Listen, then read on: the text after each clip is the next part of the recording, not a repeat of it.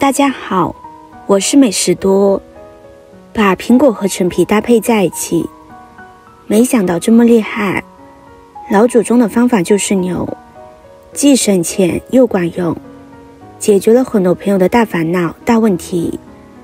像苹果和陈皮是我们日常生活中非常常见的两种食材。苹果是一种非常常见的水果，不仅吃起来脆甜可口，营养也特别高，因此深受大家的喜爱。陈皮虽然营养很丰富，作用也很多，但是它的味道不是所有朋友都能够接受的，所以说大家可以根据自己的喜好来决定陈皮的用量。陈皮我们可以选择自己在家做的，也可以去外面买。我们把准备好的陈皮放入大碗中，加入适量的清水，将陈皮清洗干净。陈皮虽说没有多脏，但也不是特别干净，尤其是在外面买的陈皮，在晾晒的过程中根本没有经过任何清洁处理，所以说表面会有大量的灰尘、杂质等，一定要将它仔细的清洗。村里的老人说，陈皮是用橘子皮制作而成的，因此村上会有许多老人每到橘子收获的季节都会晾晒许多橘子皮，以备平时生活中随时可以用到。还听说橘子皮放的时间越长，它的作用会越好。如果你买的陈皮是一整块的，那么需要用剪刀将它剪成视频中这样的小块。我买的时候就是这个样子的，所以就不需要剪了。剪了之后，它的营养可以更加充分的释放出来。除此之外，陈皮的香味也会更加浓郁。陈皮洗好之后，先放在一旁备用。接着再准备一个苹果。苹果是一种非常常见的水果，在生活中受到很多朋友的喜欢。将准备好的苹果放入大碗中，加入清水把苹果打湿，再加入1勺食盐，用手把苹果搓洗干净。苹果在生长的过程中，它的表面会沾染很多的灰尘，甚至还会有一些农药残留在上面，因此洗苹果的时候，直接用清水洗是很难洗干净的。所以在洗苹果的时候，可以用一点家里面炒菜的食盐来慢慢的搓洗。食盐不仅仅是一种调味料，它还具有很强的杀菌消毒的作用，并且它有很好的摩擦力，这样用来清洗苹果就可以把苹果清洗干净。洗好之后，再用清水将它冲洗干净，冲洗掉表面的食盐残留。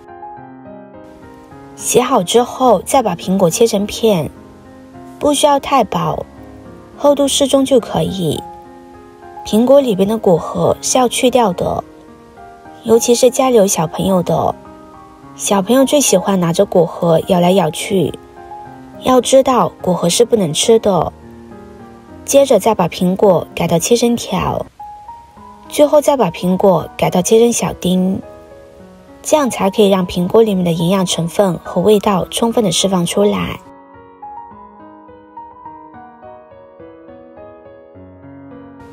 切好之后放入盘中，下面再准备一把枸杞，将枸杞清洗干净。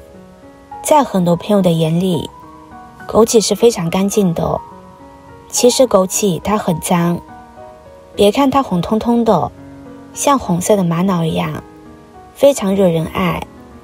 在以前我也和大家持一样的看法，直到有一次去别人家里做客，他们家就种植了大量的红枸杞还有黑枸杞，才知道枸杞在生长的过程中也会沾染很多的灰尘，所以要将它仔细的清洗干净，这样我们吃着才会更加放心。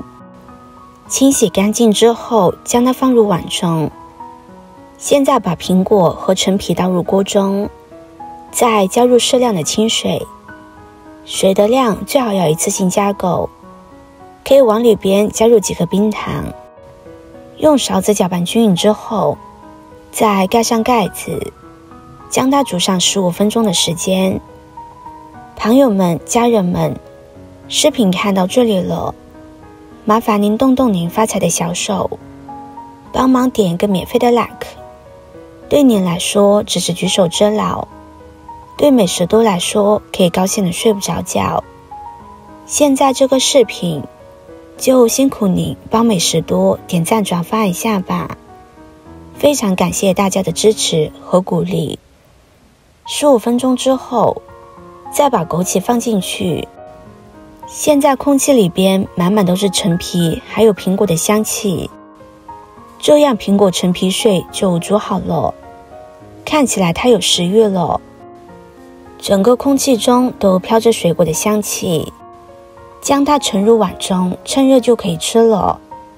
小时候外公外婆最好这一口，还记得那会我特别喜欢吃里边的苹果，软软糯糯的，特别香甜，这样吃起来比生苹果还要解馋。像有一些老人不喜欢吃太凉的水果，就可以用苹果这样煮出来，吃完浑身都暖乎乎的。这道苹果和陈皮水颜色看起来也非常的漂亮。如果大家不喜欢吃冰糖的，还可以往里边加入红糖。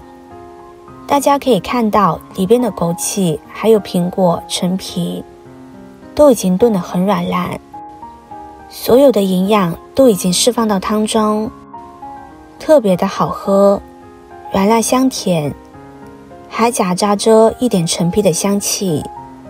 尝一口这个汤，汤喝起来也有淡淡的陈皮香气，还有苹果香甜的味道，以及冰糖的甜味在里边。但是这个甜味是比较淡的，因为我放的冰糖比较少。如果大家喜欢喝比较甜的，就可以往里边加入更多的糖。如果是不能吃糖的，也可以不往里边放糖，那样原汁原味，营养也是更丰富。这道汤水做法简单，但是营养却很丰富，有时间一定要做给家人试试，一定不会让你失望的。喜欢的朋友就赶紧收藏起来试试吧。今天的分享就到这里了，视频看到这里了，麻烦各位哥哥姐姐动动小手给我点个赞吧。点击我的头像可以看到更多的美食视频，我们下个视频见啦。